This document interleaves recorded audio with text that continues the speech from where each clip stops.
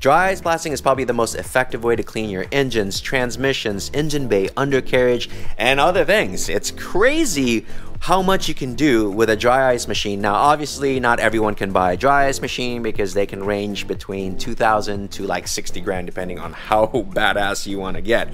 The one that I'm using right here is from Ice Blast Works. I think they said it's around 60 grand. You could probably buy it used for like 20 or 30 grand. But even then, not everyone can just buy one of these, stuff it in the garage and use it like a pressure washer. And I have a pressure washer myself. I have a Honda pressure washer that's like 3,200 PSI. And before dry ice blasting this engine, I actually pressure washed it to see what the differences are. And it's crazy because even after pressure washing this engine, I hit it with a dry ice machine and it's like twice as clean.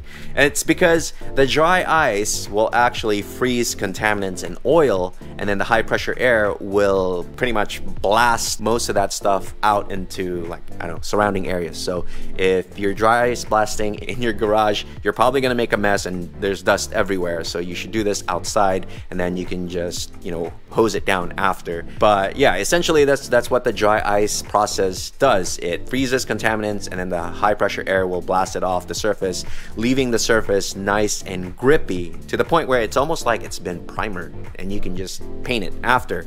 All right, you can't do that with like pressure washers. Pressure washers, you got to use chemicals to remove grease and all this stuff. It's just a mess. You have a crap ton of grease all over the floor. With dry ice blasting, they just turn into kind of like dust.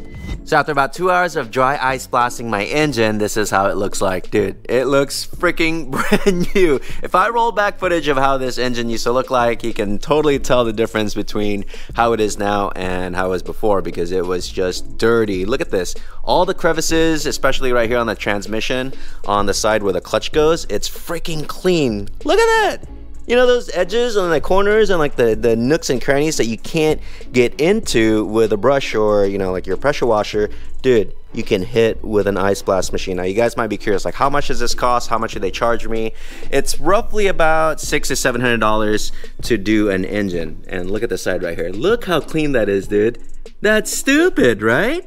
Look at that. I mean, I still have some rust. You can't remove rust with a dry ice machine. I mean, that you have to manually remove with like some sort of scuff pad and rust remover or whatever. But look at the exhaust ports, all right? So the exhaust ports, you can actually clean up kind of like walnut blasting, but you're using dry ice instead. See that? And it's completely safe because it's not abrasive in a way. I mean, it's abrasive to a certain point, but not enough to hurt the valves. And also it's not, you know, pushing in water in there. And obviously you have to rotate and make sure that the valves are closed before you do it. But let me show you the other side. The other side of this engine, dude, stupid clean. Look at that. What the heck? This looks brand new, dude. Wow. And you know, I left all the orifices open because I removed all the caps, but it was all like capped up when I was doing it. So look at that.